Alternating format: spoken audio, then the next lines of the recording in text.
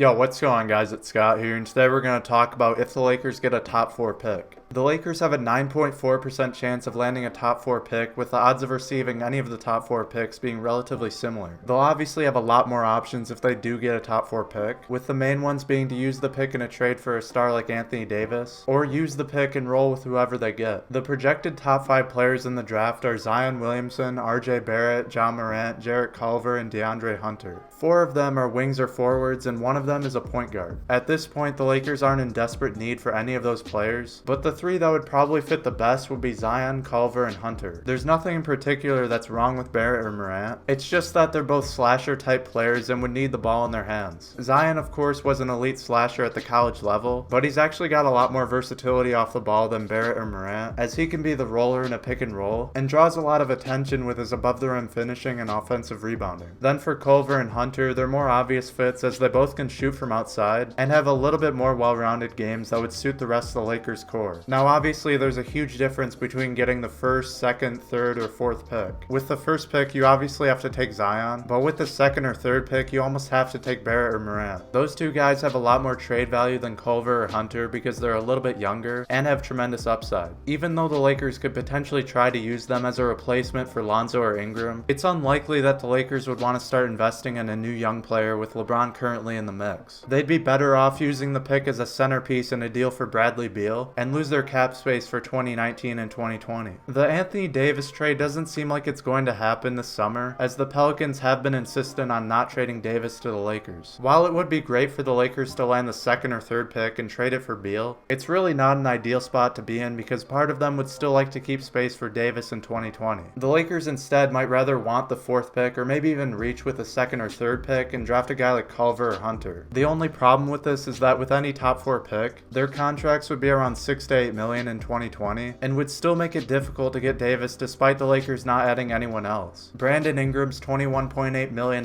cap hold will play a huge factor in 2020 free agency, and unless they renounce the rights to him or sign him to significantly less than that, they'd really be out of luck as far as getting Davis. Davis's max is worth $34.8 million, and the Lakers would only have around $24 million if they kept whoever they picked in the top 4 of the draft. Really, any situation for them is not ideal, and it's hard to really plan for any of this stuff until the draft lottery actually happens, and Davis either signs his $240 million extension or gets traded somewhere else. A top 4 pick is great and absolutely puts the Lakers in a better position in terms of assets, but it would hurt them in terms of cap flexibility. As far as the pick they're most likely to get, which is 11, they'll have a bit more room to work with in terms of getting closer to Davis's max, but there's far less talent at that point in the draft. We'll have a breakdown on that after the lottery on May 14, and if you'd like to see that video or any future content regarding the Lakers, then make sure you subscribe. If you enjoyed this video, then please give it a like, and thanks for watching.